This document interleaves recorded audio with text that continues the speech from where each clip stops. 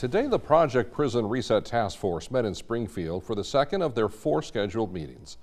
Our Grant Green has more details on what that task force learned from their tour of Mike Durfee State Prison, as well as some of the possible locations for a new state prison.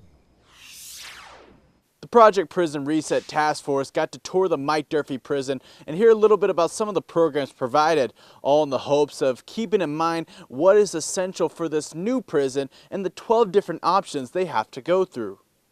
The task force will be looking at a variety of features for its new prison, including size, workforce, and access to utilities. The key takeaway today was that this committee voted unanimously that we have to replace the state penitentiary in Sioux Falls, the original penitentiary. That's a big decision. I mean, this is an issue that was, about evenly divided the legislature just a month or 2 ago. Sioux Falls is not a given as a location for the new prison, with proposals submitted from Aberdeen, Huron, Mitchell, and Grant County. That's a big decision to make, whether or not a prison like this could exist somewhere else outside of Sioux Falls, and they had, the ability to staff it.